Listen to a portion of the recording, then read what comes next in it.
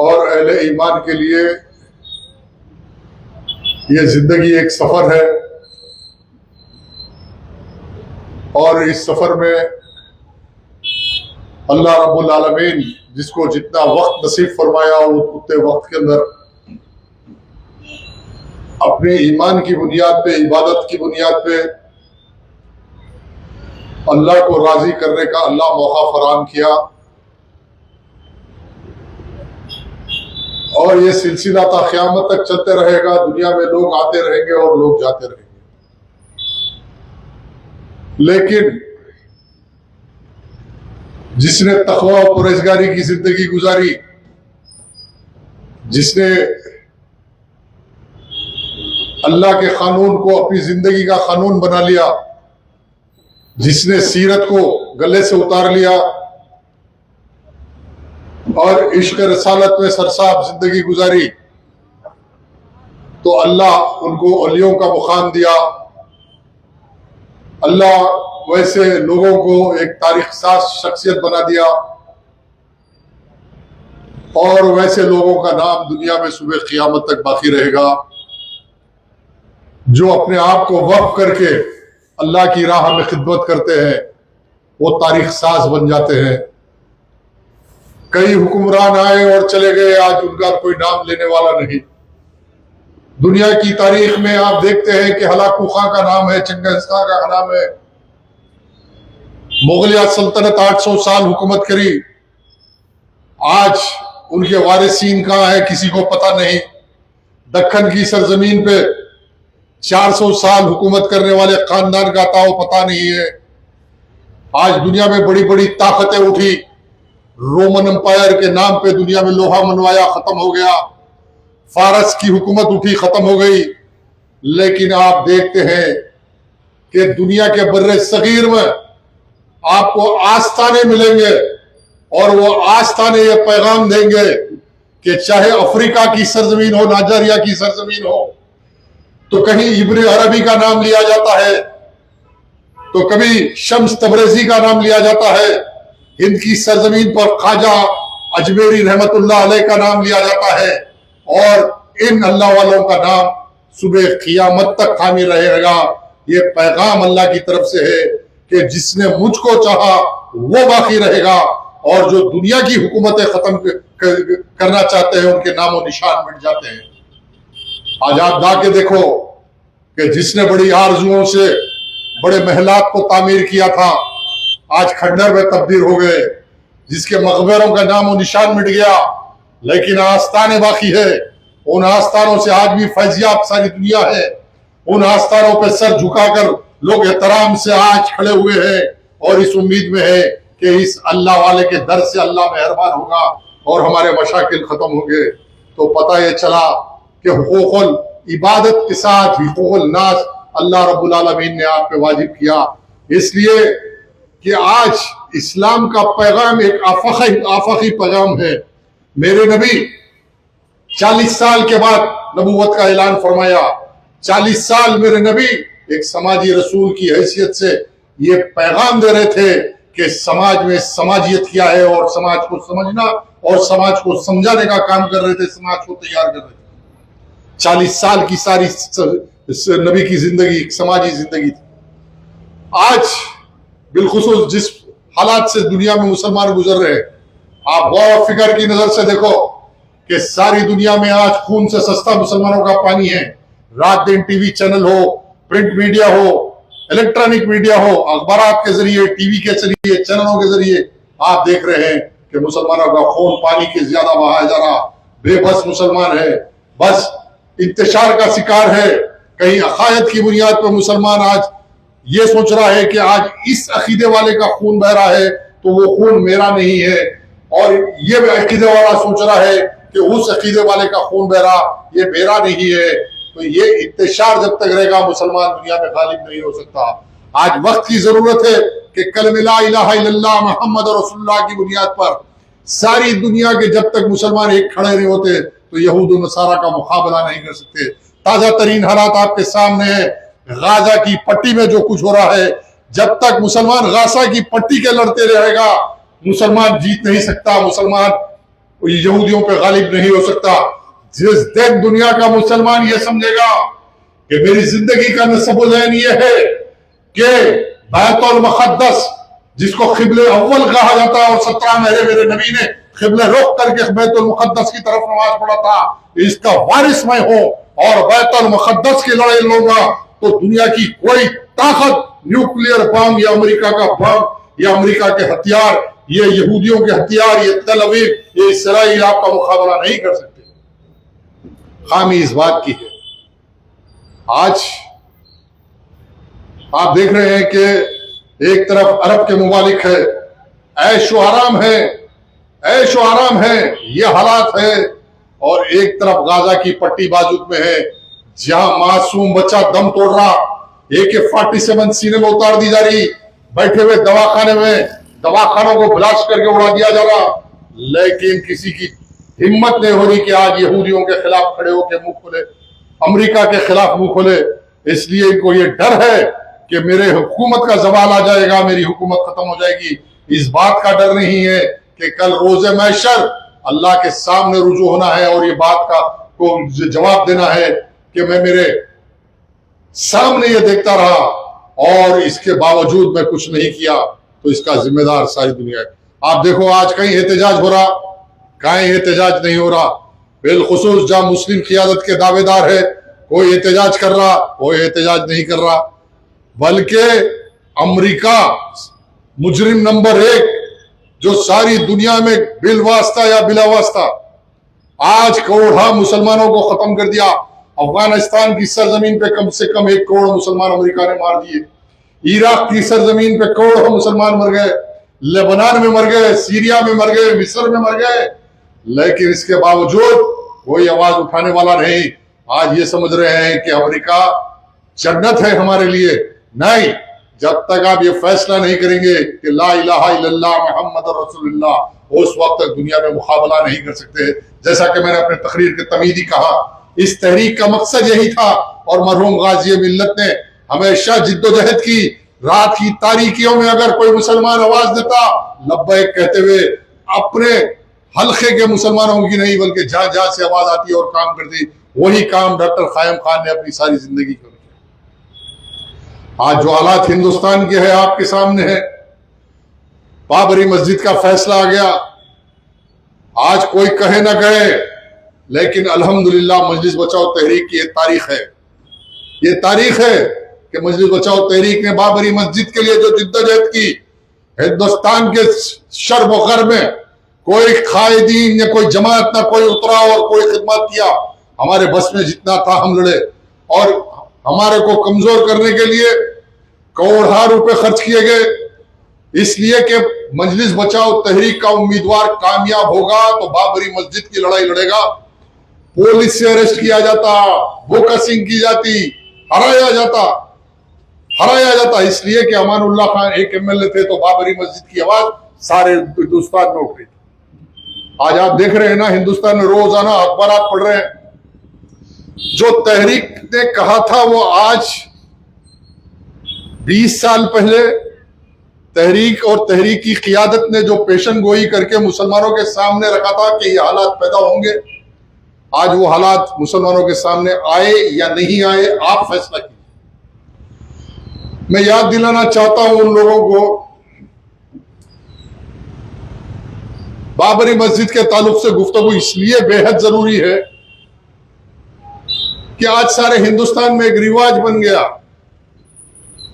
कि हर मंदिर को खोदो, हर मस्जिद को खोदो, मंदिर की तलाश। आप रोज अखबार पढ़ रहे, कई संभल की मस्जिद को खोदने की बात की जा रही है, सर्वे किया जा रहा है। कई भोपाल की मस्जिद, भोपाल में एक मस्जिद को खोदो, दावा किया जा रहा है कि 30,000 मसाजिद को हम खोद के देखेंगे। और जब यह मसला सबसे पहले उठा था कि बाबरी मस्जिद को खोदने की बात आई थी, आज वो लोग जो हिंदुस्तान में ये बावर कर रहे हैं कि मुसलमानों के लीडर है, मैं उनसे मुखातिब हूं, इशारों में कह रहा हूं, आप समझ रहे होंगे मैं किसके ताल्लुक से गुफ्तगू कर रहा हूं। डेट के साथ, तारीख के साथ कह रहा हूं, याद रखो 5 मार्च 2005 जब बाबरी मस्जिद की खुदाई का मसला आया तो तहरीक ने साफ साफ कहा कि 6 दिसंबर 1992 को बाबरी मस्जिद शहीद हुई। नरसिम्हा राव की हुकूमत थी और नरसिम्हा राव की हुकूमत ने 31 जनवरी को एक फरमान जारी किया, कैबिनेट की एक रेजोल्यूशन पास की गई कि उसके जरिए यह तहकीक किया जाए कि बाबरी मस्जिद के नीचे कोई मंदिर के निशान है या नहीं है। इसलिए कि मैंने मेरी सारी जिंदगी बाबरी मस्जिद की लड़ाई लड़ा और आज वो हालात सामने आ रहे हैं तो आमुख्ता दोहराना जरूरी है। जब ऐसे हालात पैदा हुए, प्रेसिडेंशियल रेफरेंस के लिए भेजा गया और उस वक्त के सदर जमहूरिया शंकर दयाल शर्मा ने, एक काबिल तरीन शख्स थे, उन्होंने नरसिम्हा राव के उस रेफरेंस को सुप्रीम कोर्ट के हवाले किया कि दरियाफ्त किया जाए कानूनी एतबार से क्या खुदवाई की बुनियाद पे किसी मिल्कियत का फैसला किया जा सकता है। और सुप्रीम कोर्ट के 11 जजों ने यह फैसला दे दिया। चीफ जस्टिस वेंकटचलैया के निगरानी में फैसला हुआ कि खुदवाई की बुनियाद पे किसी मिल्कियत का फैसला नहीं किया जाता। कब्जे खदीम की बुनियाद पर जमीन पे जो 12 साल काबिज है उसकी मिल्कियत होती। मुसलमान 450 साल से कब्जे में है और ये कब्जे कदीम की बुनियाद पे हिंदुस्तान के आइन के मुताबिक मुसलमान इसका मालिक है। शंकर दयाल शर्मा ने कह दिया कि ये खुदवाई की बुनियाद पे फैसला नहीं किया जाए, रद्द किया गया। साजिश नाकाम हो गई। बीजेपी की गवर्नमेंट आई वाजपेयी की, फिर से साजिश हुई कि फिर से खुदवाई के लिए एक नया तरीकेकार इख्तियार किया गया, अब कोर्ट का नहीं। अब बाबरी मस्जिद को खोदने के लिए इलाहाबाद हाई कोर्ट में फिर से एक नई तरीके से रिट पिटीशन डाली गई और राजी कौन हुआ खुदवाई के लिए? एक्शन कमेटी के वकील आज दुनिया में नहीं है। जफरयाब जिलानी ने इस बात को राजी कर लिया कि हम खुदवाई के लिए तैयार। मुस्लिम पर्सनल लॉ बोर्ड के स्पोक्समैन का ये स्टैंड है, SQR इलियासी का, कि खुदवाई अगर की जाएगी तो कुछ नहीं होगा, कुछ नहीं निकलेगा। और उसी वक्त पे मैंने कहा था कि 5 मार्च 2005 को कि अगर यहां खुदवाई होगी तो यह हिंदुस्तान में हजारों साल की बुतपरस्ती है। कहीं से बूतों को ला के डाल कर यह बताया जाएगा कि यह बाबरी मस्जिद के नीचे से निकले और यहां मंदिर था। और वही हुआ बाबरी मस्जिद की खुदवाई के बाद। उसके बाद फिर फैसला आया, आस्था की बुनियाद पर फैसला आया। आज जस्टिस चंद्रचूड़ नहीं है, सुप्रीम कोर्ट के रिटायर हो गए और उनका कहना यह है कि बाबरी मस्जिद का फैसला करने से पहले मैं 3 महीने पूजा पाठ करता रहा और पूजा पाठ करके भगवान से पूछता रहा कि क्या करूं। और मुझको इल्हाम हुआ, मेरे को ऐसा महसूस हुआ कि अब मेरे को बाबरी मस्जिद को राम जन्मभूमि बना देना। एक जज का बयान है सुप्रीम कोर्ट के कि मैं रोजाना घर से जब निकल रहा तो देख रहा था मेरे छत पे आके बंदरा बैठ जा रहे और छत पे जाके देख रहा हूं तो पूरे बंदरा मेरे को नमस्ते कर रहे, बंदरा मेरे को नमस्ते कर। सुप्रीम कोर्ट का जज भाई, हिंदुस्तान की अदलिया की ये हालत है। हिंदुस्तान के सुप्रीम कोर्ट के जजों का ये बयान है, ये मेरा बयान नहीं है भाई। कोई अदलिया के खिलाफ मैं बोल रहा हूं या अदलिया की तौहीन नहीं कर रहा हूं, लेकिन जो सुप्रीम कोर्ट के जजों का बयान है, रिकॉर्डेड बयान है। सुप्रीम कोर्ट के जज का वीडियो मेरे पास है, व्हाट्सएपों पे चल रहा, सोशल मीडिया पे चल रहा कि सुप्रीम कोर्ट का जज जिसने बाबरी मस्जिद के खिलाफ जजमेंट दिया, उसने ये कहा कि मेरे घर के छत पे बंदर आए, बंदरों का लश्कर आके मेरे को नमस्ते कर रहा था और मैं ये समझ गया कि हनुमान जी मेरे घर आ गए और मुझसे राम मंदिर मांग रहे और मैंने फैसला दे दिया। ये हिंदुस्तान का कानून है। वाह वाह वाह वाह। बताओ कोई हिंदुस्तान में ऐसा मर्द है? एक लेके आओ। आज जो हिंदुस्तान में फिर के खियादत का दावा करने वाला आ सामने, कोई एक उठा और कहा कि मैं ये फैसले को नहीं मानता। सबसे पहला अगर कोई ऐलान किया तो अल्हम्दुलिल्लाह मस्जिद बचाओ तहरीक के सदर की हैसियत से मैंने कहा था कि मैं ये फैसले को नहीं मानता। और मुसलमानों की खियादत पे ये आयत होता है कि आज आलमी सतह का मसला बनना चाहिए। ये नाइंसाफी है, ये आस्था के नाम पर ये फैसला नहीं किया जाता। हमारे बुजुर्गों ने किसी मंदिर को तोड़ के मस्जिद नहीं बनाया था। जो मैंने कहा था सुप्रीम कोर्ट के जजमेंट के खिलाफ, आज जस्टिस नारीमन का बयान है।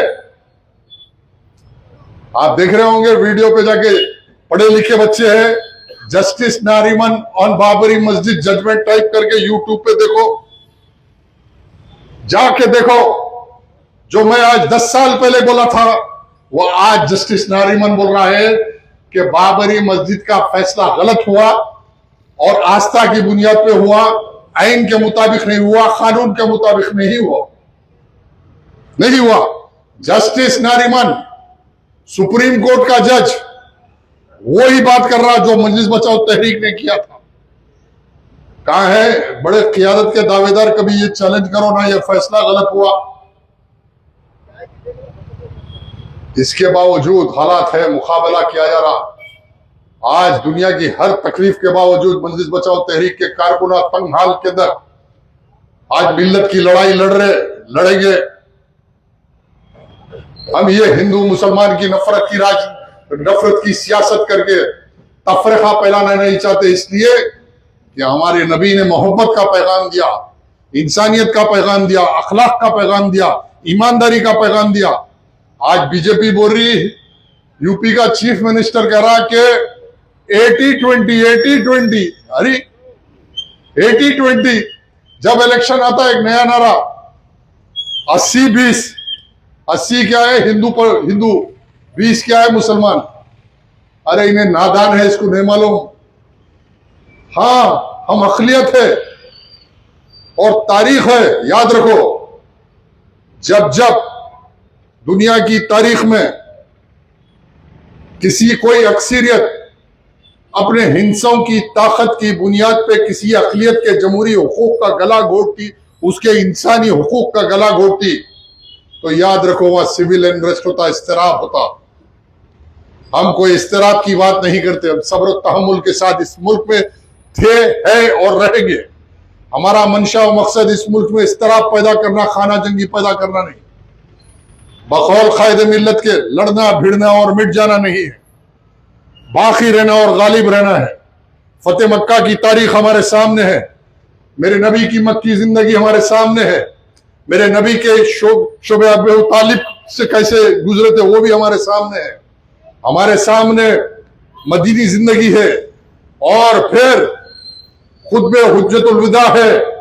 तमाम हालात के अंदर इत्मीनान से रहिए, लेकिन शर्त यह है कि वला तहनु वला तहज़नु व अंतुमुल आलौना इन कुंतुम मुमिनीन। कुरान ऐलान कर रहा है, घबराओ मत, सुस्ती मत करो, तुम ही गालिब होगे।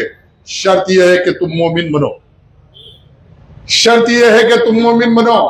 कुरान की उस आयत की रोशनी में सारे मुसलमानों को यह पैगाम कुरान दे रहा है।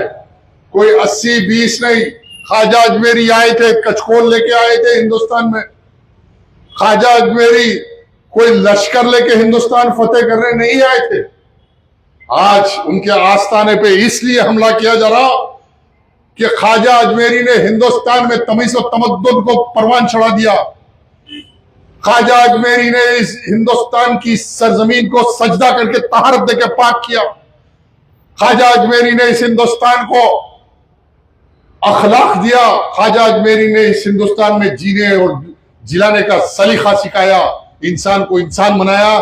जब शूद्र को बाजुक नहीं बिठाया जाता तो ख्वाजा अजमेरी ने अपने कचकोल से खाना खिला के समाजी इंसाफ का पैगाम दिया। अपने दस्तरखान पर हरिजन गिरिजनों को बिठा के यह पैगाम दिया कि अल्लाह वाहिद है और अल्लाह की नज़र में सारे इंसान एक है। ये पैगाम ख्वाजा अजमेरी ने दिया।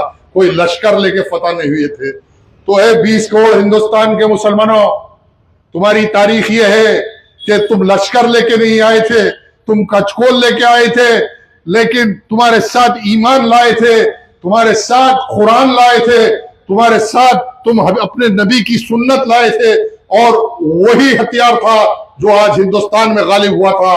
जिस दिन तुम ये सोच लोगे कि मेरा हथियार मेरा ईमान है, तो हिंदुस्तान में तुम गालिब हो जाओगे। तुम ये सोच लोगे कि मैं मुसलमान हूं और मुसलमान के दायरे में जिंदगी गुजारूंगा और एक नमूना पेश करूंगा हिंदुस्तान में, तो ये 15 मिनट देख लेता हूं, 5 मिनट देख लेता हूं।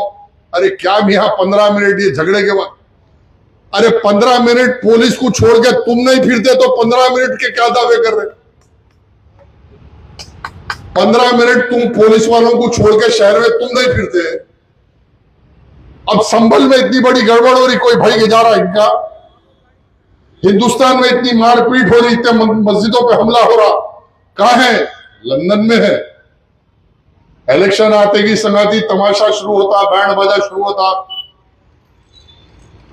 पूरा कंपनी निकलती, शहर के पूरे जितने भी एहलकार हैं इनके सबको पेमेंटा देके गोल गोल फिराते जाना, जलसे करना, तमाशा करना, भाग के आ जाना, भाग के आ जाना। अब वहां हालात खराब हो रहे, कौन जा रहा? 15 मिनट हटा लो, हम देख लेते। अरे 15 मिनट तुम पुलिस को हटा के फिरो ना बाबा। अरे हमारे सामने तो हमारा कायद है मरहूम गाजी मिल्लत, सारी जिंदगी अकेला तन्हा जीप चला के ये शहर के लोग गवाए। रात के 2 बजे लाल दरवाजे में अगर फसादात होते, तन्हा अकेला ईमान वाला, अल्लाह से डरने वाला, रसूल की मोहब्बत में कलमा गो मुसलमानों के दरमियान में जाना और उनकी मदद करना, ये तहरीक है। याद रखो, आज हम इस मुल्क में नफरत नहीं चाहते, लेकिन जो खाका खींचा जा रहा है कि इस मस्जिद पे हमला होगा, उस मस्जिद पे हमला होगा, वह शिवालय बोल के नाम पे करेंगे, हिंदू महासभा के नाम पे करेंगे, राम सेना के नाम पे करेंगे, तो फिर तुम्हारा बैंड बजा बजाने के लिए हम भी तैयार हैं। आज इंटेलिजेंस वाले सुन लो, हिंदुस्तान के अमित शाह तू भी सुन ले, और सबसे पहले आग आने से पहले कुछ रहते समझ जाते। हालात खराब हो रहे, हालात खराब होने से पहले जल्दी जल्दी अपना सामान बुनता बिरसता रपट के भागते। आरएसएस वाले का बयान आया कि मियां अब जो भी हो गया, बाबरी मस्जिद की हद तक कर लिए, अब कर लिए, अब ज्यादा करेंगे तो फिर नारे तकबीर बोल के सारे हिंदुस्तान में खड़े हो जाएंगे, तो फिर तुम्हारा शिराजा, तुम्हारा बुनता गर्म कर देते, इतना मारते बोल के राम मोहन भागवत बोल रहा, मोहन भागवत बोल रहा।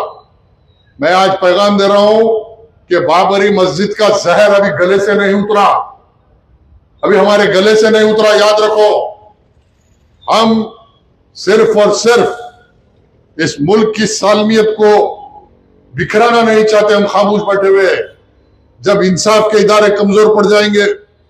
और आज एक कानून है कि 15 अगस्त 1947 को जितने मजहबी मुकामात जैसे थे वैसा रहना चाहिए। मैं पूछना चाहता हूं, जो आज अखंड भारत की बात कर रहे, भारत की बात कर रहे, 1945 से पहले कोई लाके मुझको बताओ कि हिंदुस्तान था, अखंड भारत था। आज निकल रहे सनातनी के नाम पर। अरे कौन सा ऐसा सनातनी था हिंदुस्तान के अंदर अखंड भारत बनाया? आज जो बात कर रहे कि दलितों को मारा जा रहा, अरे इनकी तो तारीख है कि जितने मंदिर है, इनके जितने बड़े बड़े मंदिर है हिंदुस्तान में, अगर उसकी खुदवाई की जाएगी तो हर मंदिर के नीचे एक बुद्ध की मंदिर निकलेगी, बौद्ध की मंदिर निकलेगी। इनके शंकराचार्यों ने हजारों लाखों बौद्धों को मारकर मंदिरों को कब्जा करके बौद्धों की बौद्ध कदाओं को मंदिरों में तब्दील किया। आज कई दलित, हरिजन, गिरिजन और कई बौद्ध समाज की कई अहम शख्सियतों के बयान आ रहे और कई जने बात कर रहे कि अगर ये मसला छिड़ेगा तो मस्जिदों के साथ हिंदुस्तान की हर मंदिर को खोद के हम गौतम बुद्ध को निकाल के बताएंगे कि हिंदुस्तान में बौद्धों का राज था, बौद्धों ने राज किया था, गौतम बुद्ध के वह मानने वालों का राज था। ये सिर्फ और सिर्फ मुसलमानों को डराने धमकाने, मुसलमानों से नफरत पैदा करके इख्तिदार हासिल करने की एक साजिश अमित शाह की हद हो गई कि अंबेडकर के ताल्लुक से अमित शाह कह रहा, अरे किधर अंबेडकर, किधर अमित शाह? इधर रहा एक चिंदी चोर, क्रिमिनल मर्डरर, जिसको तड़ीपार किया था, कोर्ट ने किया था। मैं कोई इल्जाम नहीं लगा रहा हूं, जो आज होम मिनिस्टर बन के बैठा, इसको तड़ीपार कौन किए थे भाई? कोर्ट से तड़ीपार हुआ इन्हें, मर्डर केसों में था इन्हें। ये हुकूमत चलाएंगे? अगर इनके हाथ में हुकूमत आएंगी तो जुर्म बढ़ेगा। अम्बेडकर के तारुफ से कर रहा है कि अम्बेडकर अरे एक दलितों के पेशवा थे, इस मुल्क में आइन को तरतीब दिया और समाजी इंसाफ के तकाजों को मुकम्मल करने के लिए आर्टिकल 14 के जरिए मुल्क के हर बाशिंदे को बराबर के इख्तियारात अम्बेडकर ने दिए थे। उस बात को मैं सलाम करता हूं, उस आइन को मैं सलाम करता हूं कि अब गए कोर्ट को कि आइन में से सोशलिस्ट सेक्युलर निकाल दो। अब नए चीफ जस्टिस साहब आए, संजय खन्ना साहब। 15 दिन पहले फैसला आ गया कि इस मुल्क में सोशलिज्म और सेक्युलरिज्म को नहीं निकाल सकते। तो पता ये चला ये मुल्क किसी एक तबके का, एक मजहब का नहीं है। ये बावर किया जा रहा है ये मुल्क जितना ब्राह्मणों का है उतना ही दलितों का है, ये मुल्क जितना हिंदुओं का है ये मुल्क उतना ही मुसलमानों का है। इसलिए कि इस मुल्क की आजादी के लिए सबसे बड़ी कुर्बानी अगर किसी ने दी तो उलमाओं ने दी। ट्रंक रोड पे दिल्ली के हजारों लाश लटके रहे, किसके थे बताओ? लाओ आज हिंदूवादी ताकतों की जानिब से बात करने वाली आरएसएस और संघ परिवार। कहीं तुम एक बताओ कि हिंदुस्तान की आजादी में, मुजाहिदीन आजादी में कोई एक नाम तुम्हारा है इस हिंदुस्तान में? कोई आरएसएस वाले ने अंग्रेजों से लड़के जामे शहादत पिया क्या? लाओ ला के बताओ। लाओ कोई जो आज संत निकल रहे, सूरमा निकल रहे। अयोध्या, फैजाबाद को अयोध्या बना दिया गया, मरकज बना के एक तमाशा लगाया जा रहा। हर गजेटी जाफरानी शमला बन के साधु संत बन जा रहा। गांजा मार रहे, चिल्लम मार रहे, जो मुंह में आया बोल रहे ये हिंदुस्तान बन गया। बताओ एक कोई हिंदुस्तान की आजादी के वास्ते जाके तुमने जामे शहादत पिया? अरे तुम्हारा वीर सावरकर अंग्रेजों से दबकीनामा लिखा, भाग के आया, आके अंग्रेजों की गुलामी करके अंग्रेजों की मकबरी करा वीर सावरकर। भगत सिंह जब जिसने अंग्रेजों से लड़ा था, उस भगत सिंह का के खिलाफ खड़े होने वाला आरएसएस का कारिंदा वकील था। भगत सिंह की ताईद में कोई खड़े होने वाला था तो मुसलमान वकील था। यह हिंदुस्तान के अंदर तारीख मुसलमानों की है कि हिंदुस्तान की आजादी के लिए हमने अपने खून को लोगों के जिगर की कुर्बानी दी थी। आज वक्त का तगाजा है कि इनकी साजिशों से मुकाबला करना है तो अपनी सफों को दुरुस्त करो और सबसे पहले अपना मुहासबा करो कि हम क्या हक पर खड़े होकर फैसला कर रहे हैं या नहीं। एक तमाशा की जिंदगी गुजार रहे हैं कि इन्हों आके बोला सुन लिए, उनके आके बोला। आपके सामने सब हालात है। आज जो क़ियादत के नाम पे तमाशा रखाया जा रहा, अरे क्या है भाई? आज कोई हल्के का सर्वे करो, नौजवानों में 80% बेरोजगार है। कोई हल्के का 80% मुसलमान बच्चे बेरोजगार है। और मुसलमान लीडरों के घरा देखो, आप परेशान हो जाएंगे। जाके देखो, असदुद्दीन का घर 500 करोड़ रुपए का घर, अकबरुद्दीन का घर 400 करोड़ रुपए का घर, साबिका एमएलए रहते शालीबंडे पे, उनके 500 करोड़ हो गया। रियल एस्टेट कंपनी मलकपेट का एमएलए तो ऐसा हो गया कि जहां देखो कब्जे करो, बिल्डिंगा बनाओ, पैसे कमाओ, उनका कोई ताल्लुक नहीं है। बैंड बाजा बजाओ, इलेक्शन आया, पैसे बांटो। और ऐसे लोगों का साथ दोगे तो फिर बड़ी लड़ाई तुम लड़ नहीं सकते, तुम्हारी मस्जिदों पे कब्जा होगा। आज कहाँ है असदुद्दीन? संभल में गड़बड़ हो रही, कहीं एक जगह। अल्लाह की कसम अगर मैं आज इख्तियार में होता पूरा हिंदुस्तान एक कर देता, चाहे जो हालात पैदा हो। जब तक आप अपनी पॉलिसी को नहीं बदलेंगे, जहन को नहीं बदलेंगे, जो होगा सो होगा बोल के नहीं खड़ेंगे, कोई आपको सुनने वाला नहीं है। आज वक्त का तगाजा है कि गुज़िश्ता इलेक्शन में तहरीक की जानिब से अल्हम्दुलिल्लाह एक बेहतरीन उम्मीदवार अमजदुल्लाह खान को तहरीक ने दिया, जो मिली खिदमत का और समाजी खिदमत का एक रिकॉर्ड रखा। तमाशा है पुलिस का। पुलिस क्यों खिलाफ में है साहब? पुलिस वाले ये नहीं चाहते कि आप किसी नाइंसाफी पे आवाज नहीं उठाना। ये लड़ाई तहरीकी आज की नहीं है, ये लड़ाई 1992 से तहरीक लड़ रही। जिस दिन से तहरीक बनी, तहरीक जब जब ना इंसाफी के खिलाफ आवाज उठाई, चाहे वो किसी हुकूमत रहो, चाहे वो तेलुगु देशम रहो, कांग्रेस से हो, टीआरएस रहो, हमारी लड़ाई इसलिए रही कि ना इंसाफी के खिलाफ। जब लड़ाई चलती तो हुकूमत पूरी पुलिस हमारे खिलाफ। क्यों? मुसलमानों का इनकाउंटर हुआ, आवाज नहीं उठाना। मस्जिदों पे हमला हुआ, आवाज नहीं उठाना। मुसलमानों पे जुल्म हो रहा, आवाज उठाए तो हम तुम्हारे को देखेंगे इलेक्शन में। तो ये सिलसिला आएगा तो हम तो अल्लाह पे छोड़े, हम तो मुकाबला करेंगे। हम जिसके लिए लड़ रहे हैं उनकी भी जिम्मेदारी है कि अपनी जिम्मेदारी को महसूस करके एक बार खड़े हो जाओ। बल्दिया इलेक्शन आ रहे, इंशाल्लाह मजलिस बचाओ तहरीक अपने उम्मीदवारों को मैदान में उतारेगी। और जैसे याकूतपुरे का इलेक्शन लड़े थे वैसे इंशाल्लाह उससे अच्छा इलेक्शन सारे हैदराबाद के तकरीबन हलकों में तहरीक इलेक्शन लड़ेगी। तहरीक के उम्मीदवार काबिल तरीन पढ़े लिखे नौजवान जो समाजी खिदमत करने का जज्बा रखते हैं और ईमान की ताकत अपने पास रखते हैं, वैसे काबिल तरीन उम्मीदवारों को 150 हल्के है। अब सुनने में आ रहा कि क्या तब्दीली होती क्या नहीं होती। तहरीक ज्यादा से ज्यादा उम्मीदवारों को लड़ाएगी और इस बहाने हैदराबाद शहर में बुनियादी सतह से कारपोरेटरों से जब तहरीक उठेगी तो इंशाल्लाह आगे के हालात तहरीक के वास्ते बेहतर होंगे। हम किसी सूरत में खत्म होने वाले नहीं, तहरीक खत्म होने वाली नहीं। मरहूम गाजी मिल्लत चले गए, तहरीक बाकी है। मरहूम सदर आदम मलिक साहब चले गए, तहरीक बाकी है। मरहूम डॉक्टर कायम खान चले गए, तहरीक बाकी है। कल मैं नहीं रहूंगा, तहरीक बाकी रहेगी। तहरीक का कोई शख्स तहरीक चलाएगा, इसलिए कि हक कभी खत्म नहीं होता, मजलूमों की लड़ाई कभी खत्म नहीं होती। जब तक ये हक और मजलूमों की लड़ाई है ये तहरीक बाकी रहेगी, ये लड़ाई बाकी रहेगी। अल्लाह किसी को मुंतखब करेगा, कोई हमारी इजादारी नहीं है मेरे खानदान की कि मेरा ही भाई बनेगा, मेरा बेटा बनेगा। ऐसा नहीं कि अभी से बच्चा 8 साल का है उसको टोपी पहना के लेके आ रहे, लेके आके स्टेज पे बिठा के अभी से ट्रेंड कर रहे, कल यहाँ का बादशाह बनना है तेरे को। नहीं, अल्लाह जिसको बनाएगा उसको कोई नहीं रोक सकता। बहरहाल तहरीक का साथ दीजिए, इंशाल्लाह हालात है, हालात बदल जाएंगे। अमजदुल्ला खान के इलेक्शन लड़ने से पहले ये मुखालिफिन कह रहे थे कि जमानत जब्त हो जाएगी।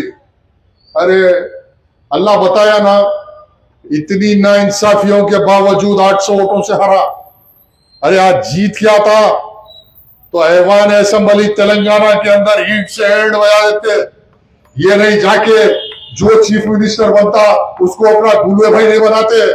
केसीआर था तो केसीआर मामू मामू मामू, चंद्रबाबू नायडू था तो उसके जूते उठाए।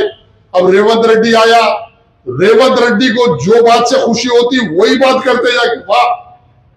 अरे कौन अल्लू अर्जुन, क्या लेना देना उसके लफड़े से मिल्लत का मुसलमानों का क्या। निकल गए बांखड़े पहलवान कपड़े धोने के वास्ते रेवंत रेड्डी के, इसलिए कि परेशान है। रेवंत रेड्डी को बहुत गालियां दिए थे, आरएसएस का टिल्लू है पिल्लू है। अरे वही टिल्लू पिल्लू बोलेगा कि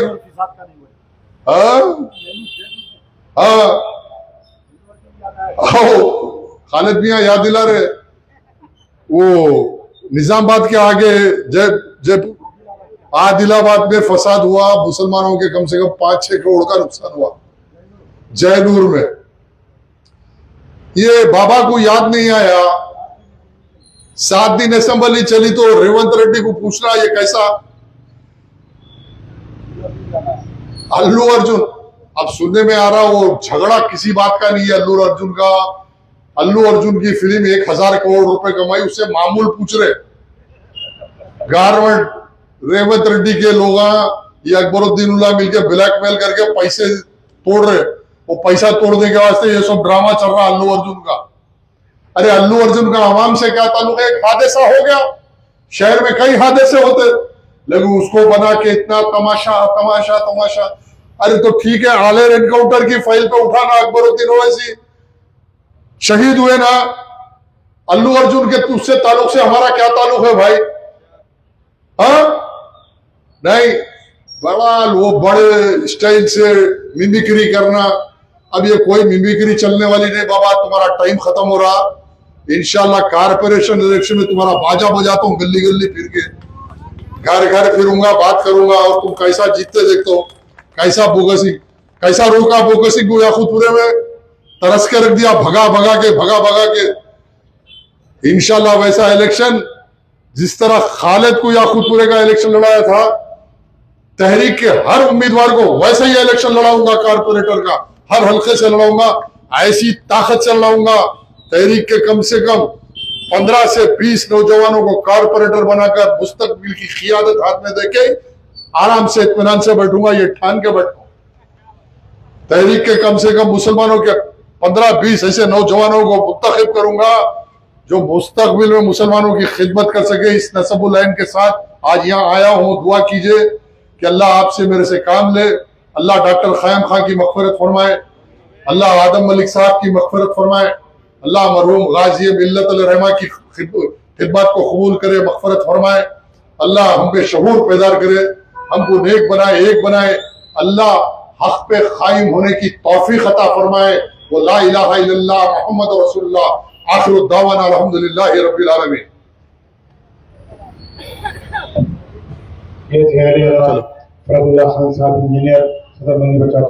अरे आप भी एक जुलूस उलूस नहीं निकालना था अमित शाह के खिलाफ। साहब को फोन करता नहीं उठाया।